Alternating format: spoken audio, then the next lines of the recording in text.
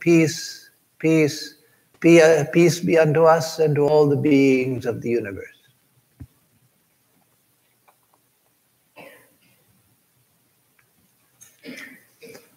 One of our swamis once asked me when I did that ending with Om Peace, Peace, Peace, he said, what are you praying for all of the extraterrestrials as well? Peace be unto all the beings of the universe instead of all the beings of the world. Well, yes, why not pray for extraterrestrials as well? Wherever there are beings, may there be peace. So, this morning, the talk is on who and what am I? Now, if I had just put the title, Who Am I? Then it could easily be a talk, be assumed that it's a talk on Advaita Vedanta. That is, I am Brahman, I'm not the body, I'm not the mind, I'm pure spirit, etc. But I intentionally said, who and what am I? Because I don't want to make it a talk just on Advaita Vedanta, or not on the highest conclusions of Advaita Vedanta. Certainly it's on Vedanta. But I want to speak about the self in various aspects, because one of the things that we need in life, even to lead an ordinary life, even to lead a good, healthy, ordinary life, is self-knowledge. One of the things that we lack is self-knowledge, and by that I don't mean capital S-E-L-F. Yes, that of course we are lacking, or we wouldn't still be trying to figure it out. but we lack also little S-E-L-F knowledge as well, the knowledge about this. And by this I don't mean just the body, but everything about my relative being. So we need knowledge of both. So it's one thing for those of us who are attracted to the non-dualistic Vedanta and the path of knowledge, it's one thing to seek to know myself as pure consciousness, beyond time, space, causation, absolutely free, nature of bliss. But then I find that that's not where I am living my life. That may be the truth even right now. And if that's my path, is to seek self-knowledge, I want to inject that idea into my life as often as I can. But even doing that, I still find that there are health problems that come up that I have to take care of. There are mental disturbances that come up, emotional disturbances that come up. And so even for those who are on the path of knowledge, which is a minority of spiritual aspirants, there are those who are, but it's a minority. Even for such, ordinary self-knowledge is also necessary, because we find that this is what we're dealing with every day, this ordinary life at this level. So it's one thing to have an ideal and to keep injecting that ideal into your consciousness at every chance that you get. That's good. And if you get to the point where you can think that your main dominant thought is, I am the self, even before you realize it, but I am the infinite, well and good, then most of your problems are solved. Now it's just a question of time until that conviction becomes realization. But that itself is a high state. When that becomes my dominant idea, when somebody asks me, you meet somebody and they say, oh, who are you? And your first idea is, I am Brahman. And then you have to wait for a minute and think, oh no, he's asking about this personality. Then you've already solved your problem. You're already in a state where now it's just a question of time. Most of us are not there. Most of us, somebody asks who you are, and you say, oh, I'm Swami Atmarupananda. I live at the Vedanta Society on 14809 Lindita Drive, and etc. So we have to deal with both selves. We have to try to grab onto the spiritual self, and we have to work with the individual self that we think we are. So that's the reason for the topic. Who and what am I?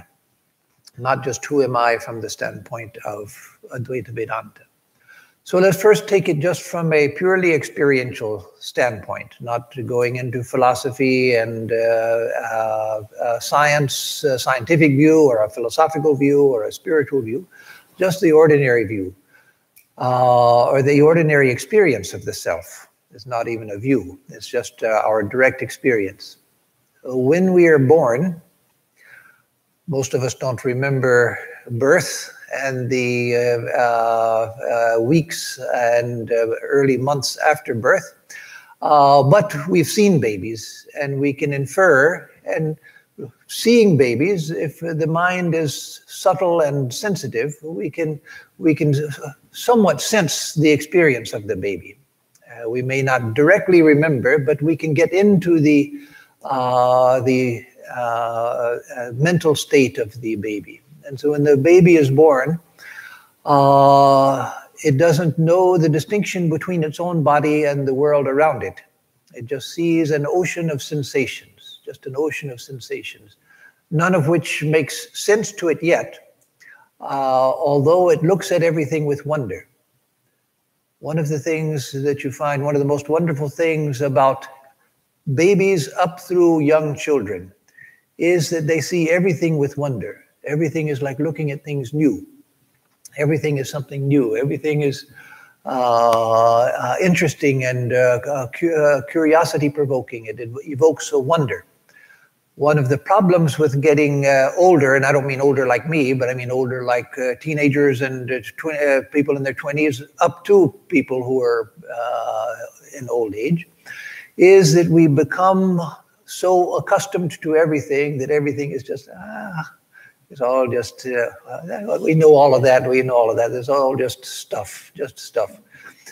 And so that there's a cynicism that takes over because we've seen so much and we get tired of experience. But the nature of a child is that everything evokes wonder. And one of the things I've seen in certain spiritual souls, there are different types of spirituality, but in certain spiritual souls, is that childlike wonder comes back. Childlike wonder about things. I remember a Swami that I was close to in India. I was working with him, and he wanted to see the warehouse where we stored some of the things that we had to work with. So I took him back, and he saw a stack of matchboxes. They were just empty matchboxes. My predecessor had been a Swami. He was also an American Swami. He's passed away now, a very fine Swami. But he was the type, he was extremely proud of his Scots heritage. And so he wouldn't throw anything away. So even matchboxes, empty matchboxes, well, who knows when you're going to need an empty matchbox? So stack them up. So this Swami saw the empty matchboxes and says, oh, he picks up one and moves the drawer back and forth. He said, oh, ever since childhood, I've been fascinated by this. You look at this, how simple it is, just a simple design. And the little drawer that pulls out, and yet how useful it is. And he just looked at it in wonder.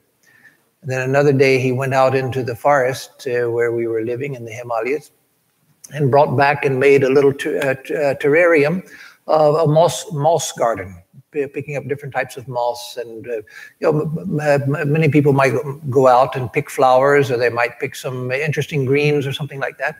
But he was interested in tiny little things, a little moss. And he told me with a sense of wonder, how at the stage of evolutionary development, when there were just plants and not yet animals, except for very primitive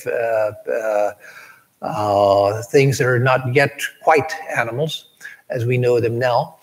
He said that when the plant evolution had gotten to the stage of moss, then plants had to take a decision about how to develop further, because in moss they had gone as far as they could in a certain direction of evolution. And so everything was like that. Everything would evoke wonder. He would speak in glowing terms about early humanity and the discovery of fire and how wonderful fire was, what an extraordinary discovery that was that made civilization possible.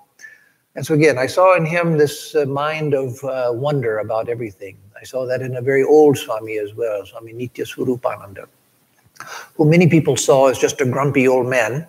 But I knew him well, and so he was deeply spiritual, and he had that sense of wonder also. He had an exterior which was grumpy about everything, and always scolding everybody and always getting angry at everybody and telling everybody off. But if you got inside of him, you saw that he had the mind of a child. That was quite wonderful. So the child comes into the world and sees this world with wonder, and gradually begins to figure things out. It begins to see patterns and begins to figure out what is what. And one of the things the child has to discover is the distinction between its own body and the external world. The baby doesn't know the distinction of its body and the external world. The baby discovers its hand, discovers its fingers, discovers its feet, gradually discovers the distinction that if it's touched on the skin, it feels something. If somebody does something out there, it doesn't feel. And so it begins to get a sense of its own body. It begins to get control of its hands and feet, its motor organs, its karmendriyas, as it's called in Sanskrit, the organs of action, as well as the jnanendriyas, the sense organs of knowledge, of perception. So it begins to get control of those things. It begins to experiment with everything. And so the child is a natural karma yogi, because karma yoga is the great yoga of experimentation with reality as we experience it. Karma yoga is not just about having to do work, so I might as well do it in a spiritual way. I don't like doing work, but I've got to do work, so I might as well try to do it in an unselfish way so that I get some spiritual benefit out of it. No, karma yoga, once we get into the spirit of it, it becomes the yoga of experimentation with perceived reality. Bhakti yoga is trying to perceive higher reality. Jnana yoga trying to perceive higher reality. Raja yoga trying to perfect the mind, but karma yoga is the yoga of experimentation with perceived reality. So that's the child. The child gradually gets more and more control of its body, learns to walk, learns to do various things, learns to run. Of course, a very difficult period for a parent, because suddenly the child can get into all sorts of mischief and all sorts of danger. So the mother and father are always running behind the child, trying to protect it from getting into things it shouldn't get into and doesn't yet know it shouldn't get into. But the child still doesn't have any sense of mind. It's using mind. The mind is active from the time it's born, but it hasn't yet made a distinction between the body and mind. That comes after several years, when the child begins to, the mind itself the development, the body is still developing, but the mind begins to develop in its own way. And the child begins to think, it begins to ask why. It wants to have explanations for things, it wants to know. And so the mind begins to develop. And so then there's the body and the mind, but still the child doesn't have a sense of the separation between the body and mind, that the mind is one thing and the body is another thing. That happens later in youth, usually around the age of 13, 14, 12, 13, 14. It differs with different people, some later, some earlier. Then the mind is not just awakening more, but the mind is beginning to awaken to the sense of meaning. What is the meaning of things? It begins to be capable of abstract thought, not just dealing with things. In elementary school,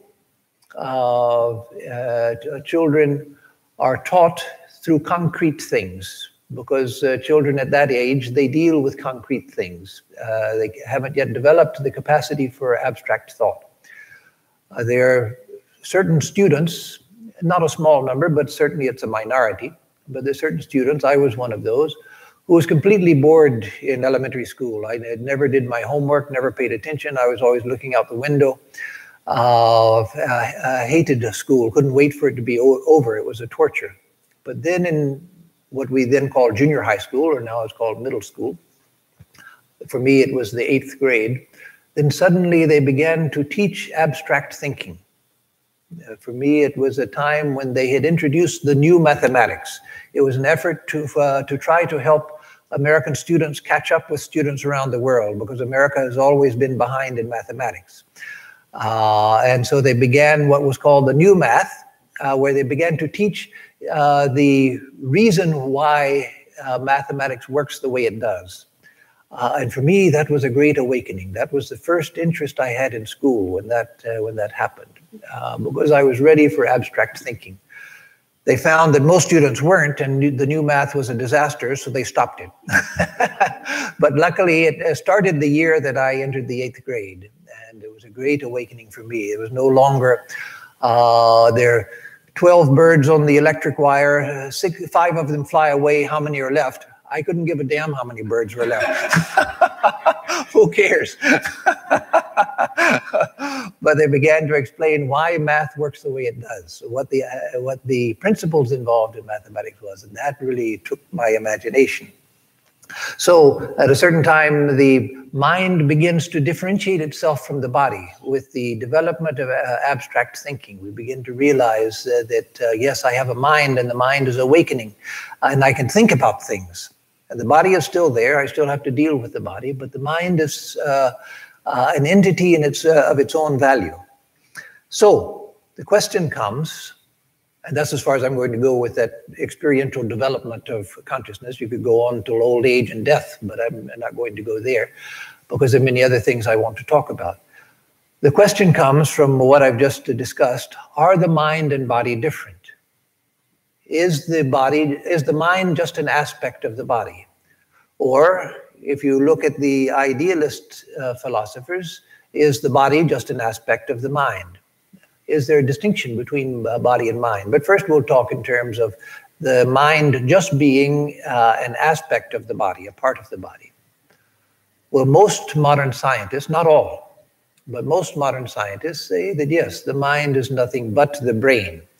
The mind is nothing but the brain, and so the mind is just an aspect of the body. The brain is part of the body, and so the mind, which is the brain, is part of the body. And so is the mind just the brain? There are advantages to that position, because the brain we can see. Not normally, but if we open somebody's skull, we can see it. It is seeable if we remove the skull cap. Not that we go around doing that, but it can be done. And so we can see the brain. We can dissect the brain. You can, with a probe, when the skull cap is removed and the person is awake, the subject is awake, the skull cap is removed, you can put a probe into different parts of the brain and the person has different types of experience. And so we can see the connection between the brain and experience. And so that has led to various breakthroughs in neurosurgery, where there are certain things that can be done to the brain to correct certain psychological problems. Usually not in a very precise way, but we can have an effect. For instance, those who have severe seizures, it's possible to cut, now I forget it's in the corpus callosum or something, cut the web of nerves that connect to the two hemispheres, and suddenly the seizures disappear.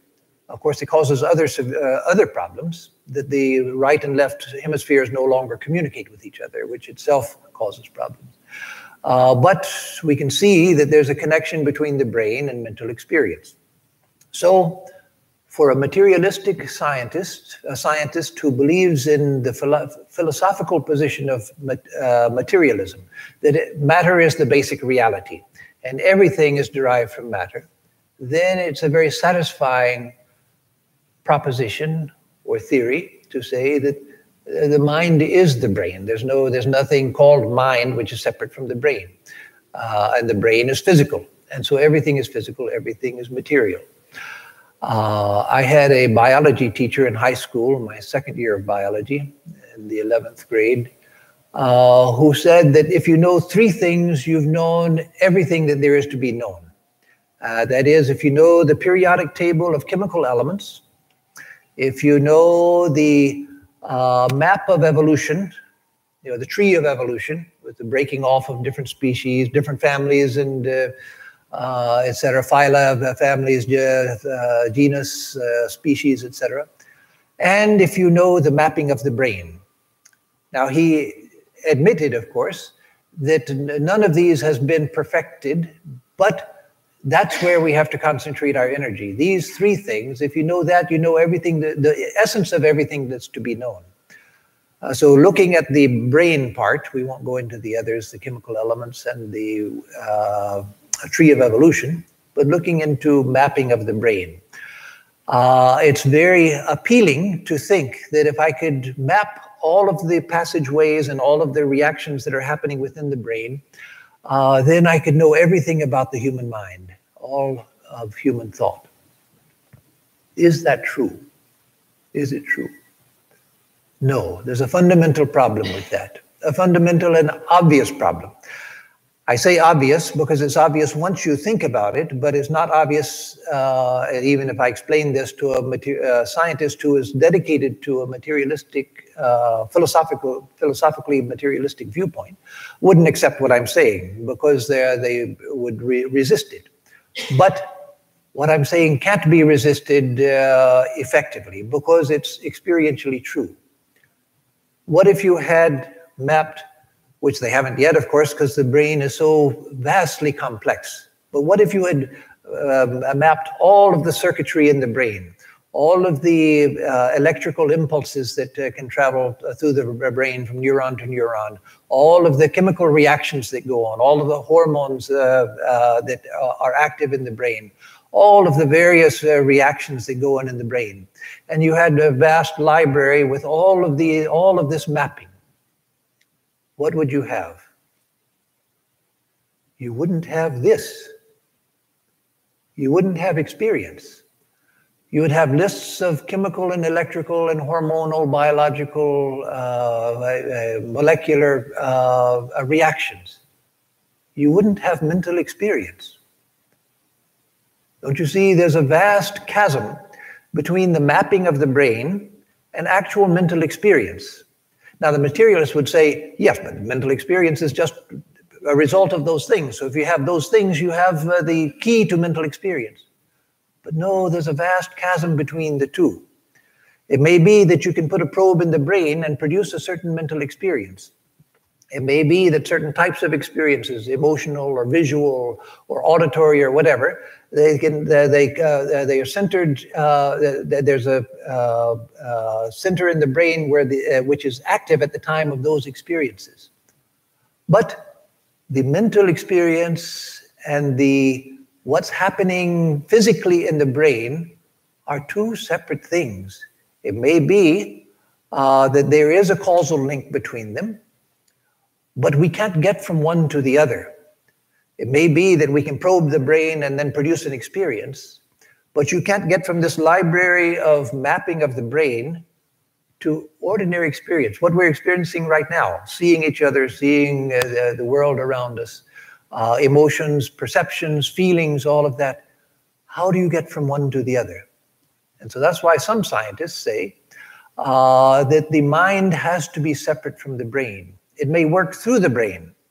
It may be tied to the brain. But one has to posit that the mind itself and mental experience is not the brain itself, because the brain itself is electrical, chemical, hormonal, molecular system of reactions. Not this, not this. Surely there's a link, because you can affect one by affecting the other. But a link is not the same thing as an equation. It means that one effect has the power to affect the other. So the mind can't be the brain itself. It may work through the brain. Let me just mention the Vedantic position, that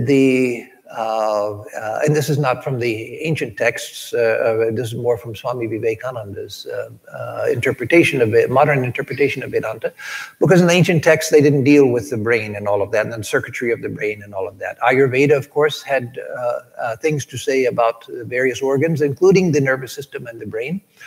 But in Vedanta itself, they weren't interested in what's happening inside the skull cap, as far as that lump of oatmeal that's inside the head. They were interested in experience and in principle. And so Swami Vivekananda said that the mind right now works through the brain just as right now, if we,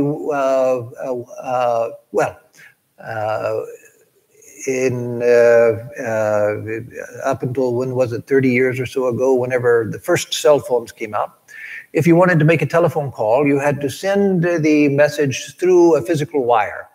And it had the network of wires had to carry it from here to San Francisco or here to London once they had a cable stretched across the Atlantic and everything. But it had to go through physical wires. Then they began to broadcast through electromagnetic waves, through the air. They were no longer tied to the cables. And so Swami Vivekananda said that in the same way, the mind now is tied to the network of the brain and works through the brain. But the mind can operate free of the brain as well. Otherwise, how do you explain things like people who have had near-death experiences? And this has been documented many times, way too many times, by doctors and scientists and nurses, for it to be poo-pooed as just imaginary. Where someone has the experience of death, they leave the body, and they're watching their own body on the operating table, and the doctors and nurses rushing around trying to revive them. They see it from a position outside of the body. And later, when they are revived, they come back to the body, they come back to consciousness. They tell what they saw, and the doctors say that that could not have been seen from where the patient was and where the body was. So it had to have been seen from outside. Otherwise, they wouldn't have seen the things that they saw. How does that happen? It's because the mind doesn't have to work through the body. How do things like clairvoyance, clairaudience, ESP, things like that work? Where there's a reality to clairaudience, clairvoyance, where you see things at a vast distance, hear things at a vast distance, which the sense organs can't pick up. Many people who claim it are just making it up because they want to claim special powers. But the fact is there that some people do. That also has been seen many times through history, that people do sometimes have those powers. How is that possible? To see 500 miles away what's happening in somebody else's room when you're sitting here, when that sort of thing actually happens. If the mind and sense organs are located right here, it can only be if it's possible for the mind and the sense power, the power of perceiving, to be free from the network of nerves and organs. So, this idea that the mind is purely physical, the mind is nothing but the brain, and if we know the brain, then we know everything there is about the mind. That can't be held. The Vedantic view of the mind and body is that the mind and body come together. When we incarnate into a body, or when we incarnate into a loka, into a realm, into a world of experience like this earth, then we have a body appropriate to the world and a mind appropriate to perceive the world. Or the mind is appropriate to the world and the body is appropriate to that world. So when you have a mind, you have a body. When you have a body, you have a mind. So the two come together. Let me go back to Western thought for a minute, and let me go back before science to pre-scientific thought. In Western European thought, the idea was that a person is a body and a mind. That's all, you're a body and mind. Even in Western European religious thought, the soul was a part of the mind, was an aspect of the mind. The soul is somehow a part of the mind. And it was never explained exactly what it was, but just it's a part of the mind. And so basically you have two natures, a physical nature and a mental nature. In Eastern Orthodox Christianity, as existing in Greece and Russia and some of the Eastern European countries, then you find that they had, and the Coptics in Egypt, etc., and Syria, the Christians of Syria, they had the idea that humanity has three aspects: the body, the mind, and then the spirit, which is above the mind. So that's closer to the Vedantic view, which we'll get to. So they had the body, mind, and soul. And then you get to the scientific era, when again there was the success of modern science in many, many different realms, the tremendous success of science, where you can send people into space, you can send them to the moon, you can send probes to Neptune and Uranus, you can send them to the sun. You can make huge 747 jumbo jets fly in the air at high speed. So science has amazing success. You can take out a broken hip and put in a metal hip and say, now you're okay, you can walk again. you can replace someone's heart with a mechanical heart or with an orangutan's heart. You can grow organs in a pig and plant them in a human body. So the amazing success of modern science, and because of that success, it's hard to argue against science. And so science, again, the mainstream science, which has a material bias, says that that which is measurable, that which is observable, that which is measurable, that is real. Everything else is just an epiphenomenon or something which is more or less flaky and not worthy of observation. But as I said, science, materialistic science, cannot explain the mind itself. There are things that science can't explain. So the mind is one thing that science cannot yet explain. It may be that science will get to the mind, and there are scientists who are interested in the mind itself, not as the brain, but the mind as experience. There are scientists who are interested in that as well.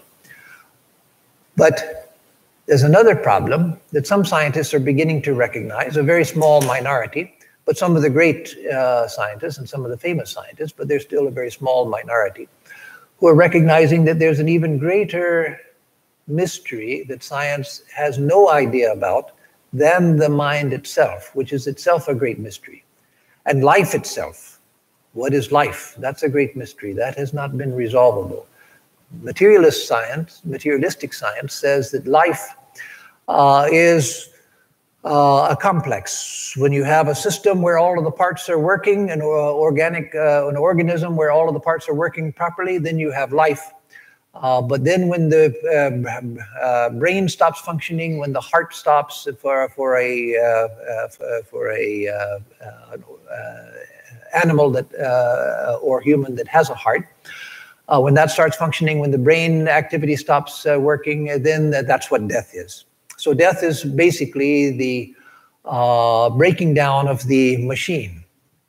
But no, Vedanta said long, long ago, in the Vedic times itself, Chinese thought said thousands of years ago also, that there is something which is called life, prana, or chi in Chinese thought, prana, that is the secret of life. It's that which distinguishes the living from the dead.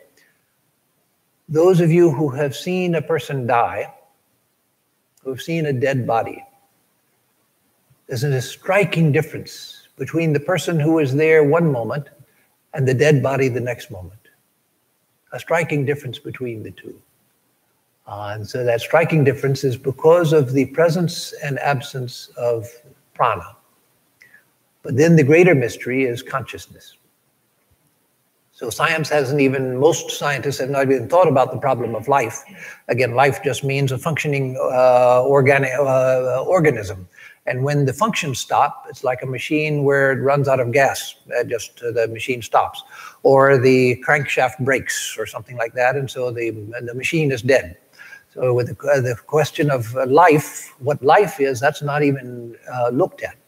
The question of mind, a few are beginning to ask about the mind. And not just beginning, that's been going on for many decades among a small minority of scientists who are looking at the mind, but not yet satisfactory answers about it. Just realizing that the brain doesn't explain the mind. But then the greater mystery is consciousness. Consciousness, what is consciousness? And so consciousness, in Western thought, when you find in Western thought that's uninfluenced by Vedanta, I'm not speaking about those Westerners who have studied Vedanta, or even some modern scientists who have studied Eastern thought, in particular Vedanta, because really consciousness is the specialty of Vedanta, not even of Buddhism. The Buddha spoke of consciousness in terms that the West speaks of consciousness. It's only in Vedanta that you find a clear idea of consciousness. In the West, and in Buddhist thought, though they approach it in different directions, in the West, consciousness, when the person uses the term consciousness, they're talking about conscious mental processes, mentality, thinking about things consciously. I'm conscious of seeing all of you. I'm conscious of thinking about what I'm going to say next. I'm conscious of what I just said. I'm conscious of the building around me and so forth. So that is consciousness. And the same in Buddhism, though again, they explain it somewhat differently as far as the foundations of how you get to consciousness. But Both of them look on consciousness just as conscious processes. What's the difference between the conscious mind and the unconscious mind? The conscious mind is that part that we know what's going on. I'm thinking about this, and I know that I'm thinking about it. And the unconscious mind is where all sorts of processing is going on, but I don't know what's going on. It keeps giving bumps to the conscious mind and knocking it in this way, knocking it in that way, but I don't really know why or what's going on. I just suddenly find my mind wants to go this way, it wants to go that way. Suddenly this emotion arises and I don't know why. So that's the action of the unconscious mind. So the unconscious mind is that we're not aware of. The conscious mind is that we are aware of. But Vedanta said in ancient times, in the Upanishads itself, and even in the early Vedas, but clearly by the time of the Upanishads, the consciousness is a reality in itself. Consciousness does not mean in itself, chit. Consciousness as pure consciousness, as chit, doesn't mean mental processes. Our conscious mind is that part of the mind which is thinking and so forth, which is illumined by chit. But consciousness is the light of experience itself, free of all process, free of all process. So I'm conscious of my certain thoughts and so forth, and certain things that I'm thinking and feeling right now. That's my conscious mind. And if my mind becomes very subtle, I begin to become conscious of parts of the unconscious mind, which is no longer unconscious. It begins to become part of the conscious mind also. But consciousness itself, awareness itself, is the light which illumines experience. It's not the experience itself. It's not that which you're experiencing. I can see my own thoughts. I can observe my own thoughts. How is that possible if I were my own thoughts? I couldn't do it if I were my thoughts. I would be the thought. But I can see, okay, I'm thinking about this, I'm perceiving that, this emotion has arisen in my mind. How is that possible? And I can even see that a part of my mind is looking at another part of my mind. I'm thinking, okay, I see this, I see that. But I even see that I'm thinking I'm seeing this and I'm seeing that. Even that I'm seeing from further back. How is that possible? Because the light of awareness is the light which illumines all experience, as the sun illumines everything here, including itself. And so consciousness is always self-consciousness. It's always self-luminous. It's always aware of itself and aware of whatever is within its field. And so that was never discovered in the West, nor was it even discovered in Buddhism. There are some aspects of Buddhism where they came very close to that and said basically the same thing, but they could never quite say it because Buddhist dogma kept pulling them back from it. But Vedanta has said that very clearly. And so if you want to understand consciousness itself, Vedanta is the place to go, because that's the one tradition which emphasized consciousness. The ancient Greeks, when they became philosophical, it was a great civilization. So many great things have come out of ancient Greece. We're still in the modern world. The modern world is basically based on ancient Greek thought. But the ancient Greeks were interested, when they became philosophical, they were interested in what is the nature of all of this? What is the nature of form that we see? What is the nature of mental forms that we see? But the ancient Vedic peoples, by the time of the Upanishads, their primary concern was, what is the nature of consciousness itself? What does it matter what this is if I don't know what the light of experience itself is? This is something that I'm seeing secondarily. It's a secondary perception. But consciousness itself is that which is seeing. If I don't know what consciousness is, what's the use of knowing about this? So the search for consciousness. So these are problems with the scientific standpoint. They don't understand the relationship of mind to matter, mind to brain, and the rest of the body. They don't understand the nature of life itself, that there is a principle of life. That they haven't understood. And they haven't understood the nature of consciousness itself. Materialistic science, and not all scientists believe in the materialistic basis that many scientists do, but materialistic science says that consciousness also is just an epiphenomenon. You get matter in a complex enough arrangement, in an organism, and that organism becomes complex enough in its arrangement, and then you find consciousness arising. So consciousness is just what happens when you get matter in a sufficiently organized system. Then suddenly consciousness appears. No, that's not what we experience at all. That's completely contrary to direct experience that all of us have. All of us have. It's just that we're not used to thinking about what our experience is. Our experience is that we perceive everything within consciousness. Where do I see this body? This body that in ignorance I think is me. No, it's not me at all. I see it within my own consciousness. This arises within my own consciousness. I go to sleep and it disappears. In sleep I still exist, but the body is not there for me. It may be there for you when you're still seeing the physical world, but for me it's gone. So the body is not, the body is perceived within my consciousness. The mind and my thoughts are perceived within my consciousness. This world around me is perceived within my consciousness. And so consciousness is primary. So now, in the remaining little bit of time, let me come to a purely Vedantic standpoint and explain the individual from a standpoint of Vedanta. And again, not purely from the non-dualistic standpoint, but much of what I say until I come back to, and the conclusion to non-dualistic Vedanta, is accepted by all the schools of Vedanta and is largely accepted by the schools of Yoga and Sankhya, etc. So you find in the Hindu tradition that the body itself was given a lot of attention by Ayurveda. Not just the body. The Ayurveda, one of the beauties of Ayurveda, the Ayurvedic system of traditional medicine, was that they saw the individual as a whole. They looked at the body, they looked at the mind, they looked at emotions, they looked at lifestyle, they looked at diet, they looked at everything as an organic whole. And they saw disease in terms of the whole, not just, well, you've got a problem with your liver, so go to the liver specialist, and you got a problem with your toe, go to the toe specialist. And the toe specialist has no idea what a liver specialist does and don't know that there might be a connection between the toe and the liver. But in Ayurveda, things were seen in terms of the whole. And so Ayurveda did a lot of research on the physical body. And they had advanced, for ancient times, advanced surgery and surgical methods. In fact, some processes which are still used in modern medicine were first discovered in Ayurveda.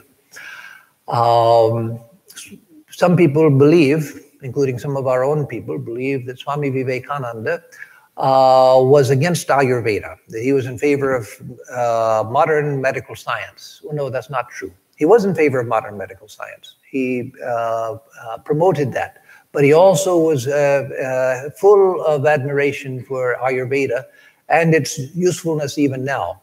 The reason why people think that Swami Vivekananda was against Ayurveda as a superstition was one incident. Once when he was going back to India from the West, he was in Bellarmat and he was suffering from illness. And this is recorded in Swamiji Shishya Sangbad, or Conversations with a Disciple, Sharat Chandra Chakravarti. Swamiji was ill, and Sharat Chandra Chakravarti, his disciple, comes to see him and hears that Swamiji is taking Ayurvedic medicine. And Swamiji says, yes, I'm taking it because my brother disciples, Niranjanananda and others, have insisted that I try it. As for me, I would rather die at the hands of a modern scientific doctor than be cured at the hands of somebody who only memorizes things from old books. That's not a criticism of Ayurveda. That's a criticism of what Ayurveda had degenerated into and has degenerated into. I once went to a weekend seminar with a famous Ayurvedic physician, not Deepak Chopra, he's the most famous nowadays, but this was another famous Ayurvedic physician. It was a wonderful seminar, and he was full of knowledge, and it was a wonderful seminar. But at the end of the seminar, he had question and answers, and a young woman asked him, Dr. So-and-so, are experiments going on at present, trying to extend the knowledge of Ayurveda and everything? He said, there's no need for experimentation. Ayurveda is a perfect system. It was perfectly known and set out by the ancient rishis. All you have to do is to learn the books. There's nothing new to learn. That's the attitude Swamiji was criticizing, because there's no such thing as a closed book of knowledge. There's no field of knowledge where we know everything, including Ayurveda. It may be that the ancient principles were very great and are still good, but how many new applications we might find, how many adjustments we might find in the principles, new ways of using the principles, and even a deeper formulation of the principles themselves. New herbs that could be found, new minerals that could be found, and the application of them, and how they affect the body. It's an open-ended, infinite field of inquiry. So that idea that, no, it's a closed book, just memorize the books. That's what Swamiji was criticizing. If you look in Raja Yoga, he doesn't mention Ayurveda by name because nobody in America would have understood what he meant. But he talks about the ancient Hindu scientists, medical scientists, who examined the body, who tried all sorts of different experiments. That was the glory age of Ayurveda, when it was an experimental science, when it was an open inquiry. And so that's what Swamiji loved. And he had great love for Ayurveda, but felt that it should be an experimental science still, because again, there's no closed book to any field of knowledge. So Ayurveda examined the physical body, and then other schools like Sankhya, Yoga, and Vedanta examined the mind. Vedanta is highly dependent on the analysis of Yoga and Vedanta. There's minor differences between the schools, insignificant differences really, but highly dependent on the Sankhya and Yoga analysis of mind. And so just very briefly, what they discovered about mind was that there are 4 functions of mind. You find in the Yoga Sutras, Swami Vivekananda talks about Chitta as the mind stuff. That when I first read it, it made no sense to me. I was interested, and I knew it must make sense because I had a great regard for Swamiji and his intelligence. But mind stuff, what does he mean, mind stuff? You can think about the brain stuff, that lump of stuff in the head, but what is the mind stuff? But then I understood much later that by mind stuff, he meant the basic substance of mind, not made of the chemical elements, but whatever the mind is, the mind itself, the mind itself. And so it has 4 functions. One of them is the manas, the questioning mind. What is it? Why is that cushion sitting over there like that? What is that rug doing there? Who is that coming through the door? I can't see them quite clearly enough. I'm not sure if I know them. I think I've seen them before. All of this wondering, what are all of these words on here that I'm supposed to be following? The questioning mind, doubting mind, questioning mind is the manas. Then there's the special function of chitta. Again, chitta, as Swamiji says, is the very stuff of the mind. It's the basic mind itself, which has these different functions. But within the chitta, there is the unconscious repository of all memories and all of the categories of thought. So I see you, all of you are different, and each one of you is different from everybody else in the whole world. You may look similar to certain persons. Sometimes you see somebody that looks, oh, you look like my friend or like my aunt or my grandmother. But I know that you're not because you're different. How is it that I know that you're a human being? How is it I know that you're a man or that you're a woman? Each one of you is different. It's because I have categories in the mind, in the unconscious mind, the chitta, which is the basic unconscious stuff of the mind. And when I see you, it finds a match of general humanity in a pigeonhole within the mind and says, oh, that's a man, that's a woman, that's a human being, that's a child, that's a dog, that's a cat, that's a cow. Each cow you've ever seen is different from every other cow you've ever seen, and yet you know each one of them is a cow because the chitta has these pigeonholes where there's a match. So there's the manas, which questions. There's the chitta, the stuff of the mind, which also contains the categories of thought. And then there's the buddhi, which Swami Vivekananda and others have translated as intellect. But we have to understand that it doesn't mean intellect in the modern sense. The classical sense of intellect in the West was the same as what Swamiji is talking about. But the modern sense of intellect is different. When we say someone is very intellectual, What we mean is that they have a very strong manas. They can analyze, they can think, they can doubt, which is the function of the manas, questioning, what is this, what is this? Let me figure this out. And they also have a strong chitta, that is with a well-stocked and educated system of classification, where when they see things, they recognize what it is. Oh yes, and this is related to that, and this is related to that. So they have a strong manas and a chitta. But the intellect, the buddhi, what Swamiji called the intellect, that which is the buddhi, that's also called the determinative faculty. That's what gives you definite knowledge. Yes, I know this without a doubt. In the manas, there's always a question and doubting. And so you'll find Western philosophers who say that to be a philosopher, you always have to doubt everything. And so, yes, they have very strong manas, but they are emphasizing the manas. The buddhi is that which gives you certain knowledge. And it's also that where all spiritual experience takes place. It's also that which gives you truly intuitive experience, not hunches, but when you suddenly know something without a doubt. That was something that used to amaze me when I was in high school, when I took it in the last year of junior high school and high school, last 2 years of junior high school, when I suddenly took a great interest in mathematics. And the teacher would give a complicated problem on the board and tell us to work it out. And so I would work it out, but I would understand in the working out of it that it's not just following a recipe. In working out a quadratic equation or something, yes. But there were other problems where there was a problem, but then there had to be a flash of intuition. Ah, yes, this is what it is. Just a flash. And that I would be amazed at.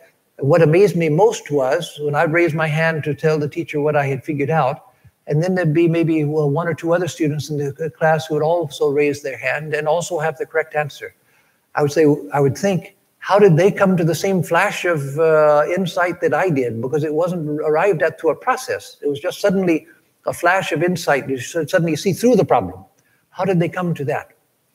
Well, that's the buddhi, which gives definite knowledge, which gives insight. And which gives true intuition into truth. So there are examples that show how these four functions of mind are related. You see somebody at a distance at twilight. It's not very light. There's just enough light so that you see the figure of someone coming, but you can't see who it is. So the manas is thinking, who is that? You're trying to think.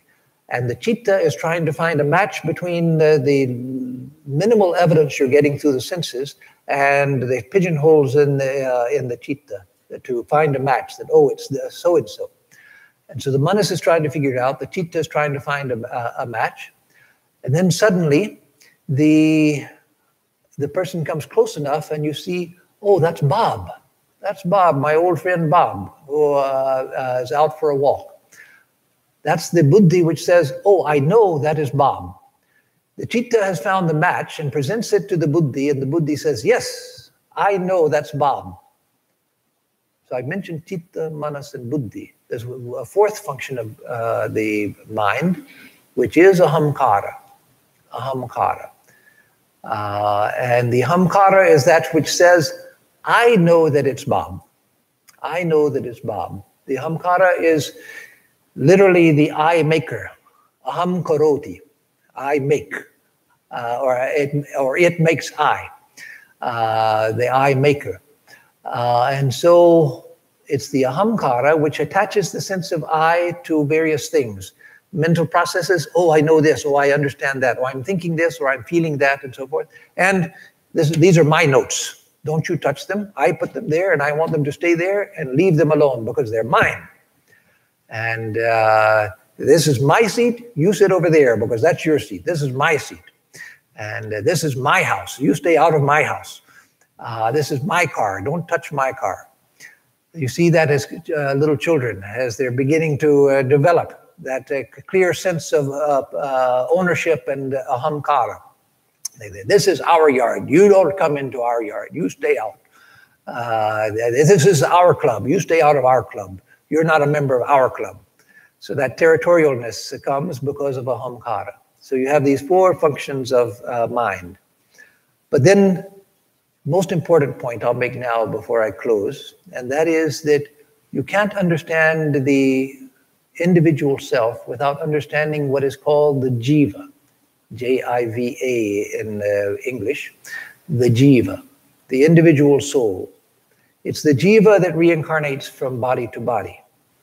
The Jiva is the most important single concept in understanding Vedanta. It's not the most important concept. The most important concept is you are the infinite. But to understand that, you can't understand that unless you understand the Jiva. The Jiva is the single most important thing. So the Jiva means the individual being. So right now I'm a Jiva with a body, with a mind, with those four aspects I mentioned, with the prana, the life force which is functioning, which makes this body function. And the prana mediates between the body and the mind. It's that which allows for the interaction between mind and body. Psychosomatic phenomena are mediated by the prana, because the prana affects the mind, the prana affects the body. And it's through the prana that both are affected. And then there's the consciousness, but the individualized consciousness. The individualized consciousness. That is the heart of the Jiva. That's the heart of the Jiva. That which makes me think, I am, but I am separate from the rest of the universe. I am an individual.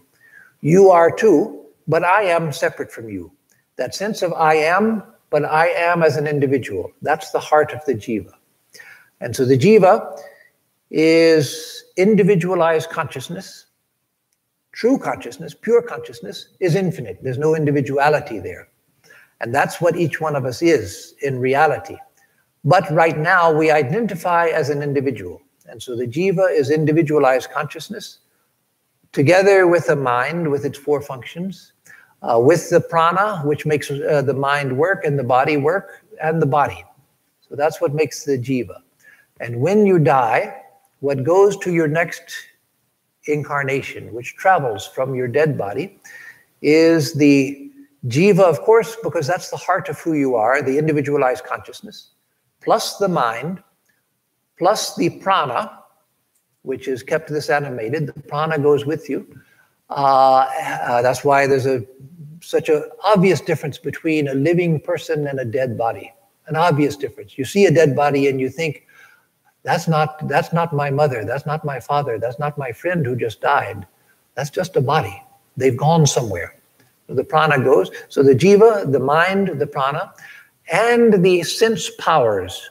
Your eyeballs don't go with the Jiva, but the power to perceive, which is functioning through the eyeballs. Your ears don't go, and your inner ear doesn't go, and the eardrum doesn't go either. The auditory nerve doesn't go. The brain center doesn't go. Auditory brain center doesn't go. But the power to hear goes. That's why when a person with a near-death experience leaves the body and experiences themselves in a corner of the operating room, they can see and hear what the doctor is doing. Their eyeballs are down here. Their ears, the inner ears, eardrum, auditory nerve, brain center is down here. But they're hearing and seeing from up here because the powers to perceive, the 5 organs of perception, and even the 5 powers of action go with the Jiva. So that goes from life to life. Those don't disappear until you attain to liberation. They continue from life to life. The same Jiva, the sense of individuality, the same mind with all of its ever augmenting memories, the prana, and the sense powers, they go from life to life. But we go from life to life and from body to body. In this realm, and if you believe in them, you don't have to, but if you believe in them, in other realms also, sometimes between lifetimes. So that's what the Jiva is. That's what reincarnates. And that, finally, there's many other things I wanted to say and could say. I only touched on the subject really today. But finally, I can't close without saying this. That's what makes the difference between a living being and a computer. There's a lot of talk about artificial intelligence. And yes, amazing things are being done. And that's good. They should be done. That is the knowledge which has great capacity to... there are dangers, of course. There are dangers with all knowledge. There are dangers with that also. But it also has great promise. We just have to, as humanity, we have to mature so that we can use things with promise and not use them for evil purposes. But it's not the knowledge which is bad, it's the human heart which is clouded. So AI has great promise, but there's a fundamental difference between a sentient being and even the most complex computer, which is why the idea that if you make a computer complex enough, you'll actually be able to replace people. No, you can't. You can replace their jobs, yes. You can replace their ability to calculate because it does much faster calculation. You can replace the ability of human beings to make automobiles because robots can do it much quicker and much more automatically, and they don't complain about being hungry also or having to go to the bathroom. You just have to, once in a while, put more oil in them on a schedule. So they're much less troublesome than people. But they can't really replace people because no matter how complex you make a computer, the computer doesn't know what it's doing. It's because you are conscious. And because consciousness is not a function of complexity. That's the fundamental misunderstanding in modern science. The consciousness is a function of complexity. You make something complex enough, and then suddenly consciousness appears.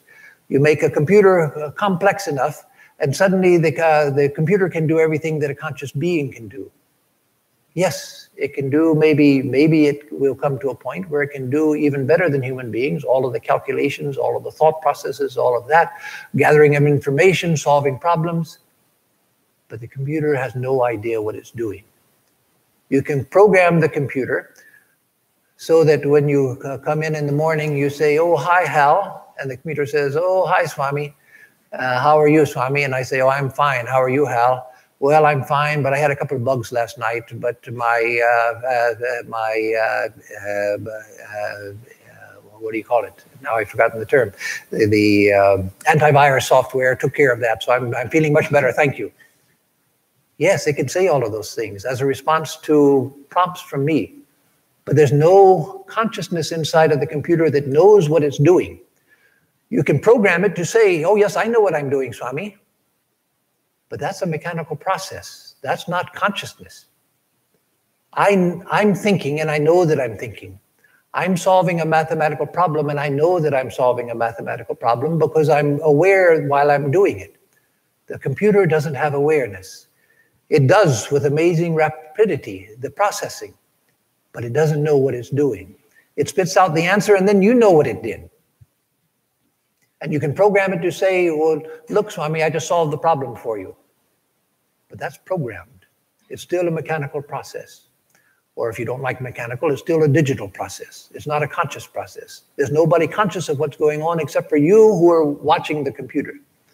And so the jiva is that which shows the distinction between a human being and a machine.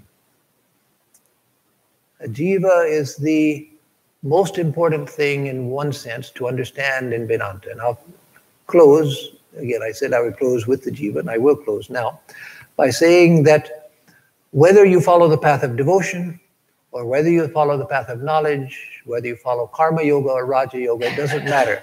That understanding the jiva is central to any of them. You don't have to be philosophical. You can follow a very simple path of simple devotion. But devotion is what? A path of love between the jiva and Ishvara.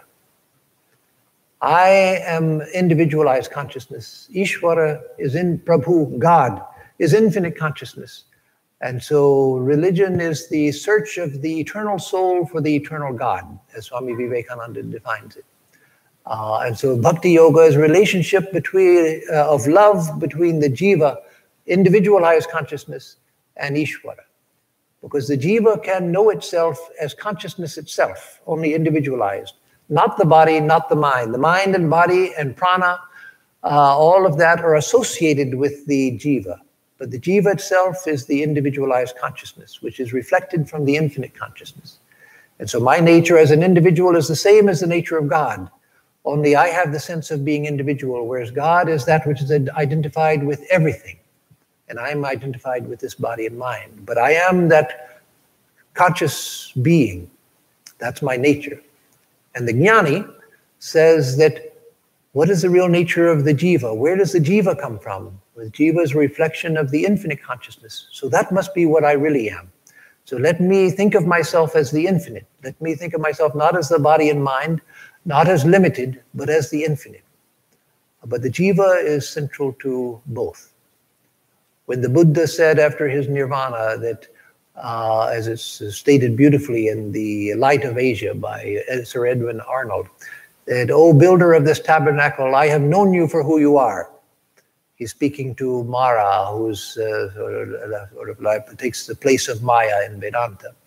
And he's also he's speaking about that sense of individuality which has made him think that he's separate from everything, that he's an individual. He says, "Oh, thou builder of this tabernacle, I have known thee for who thou art." Who is speaking?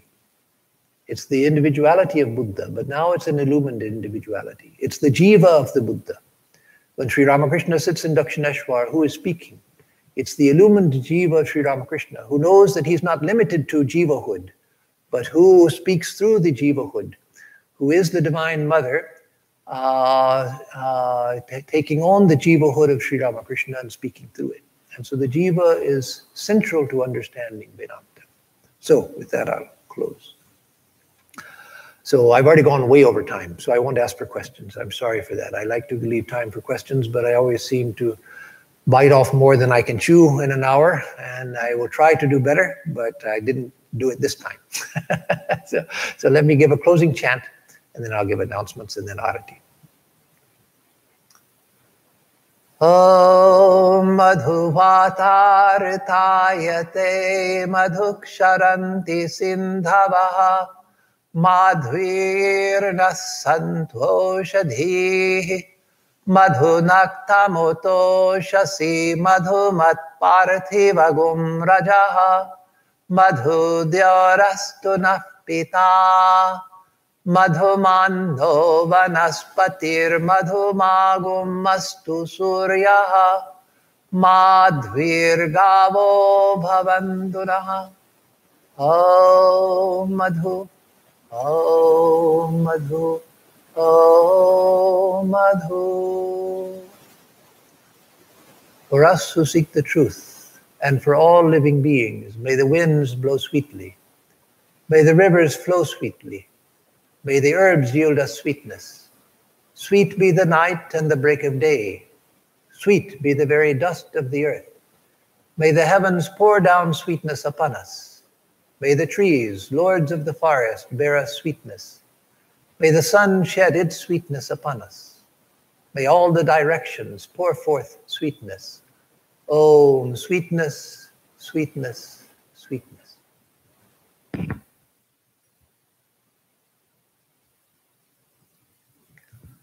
So for announcements, we'll have the usual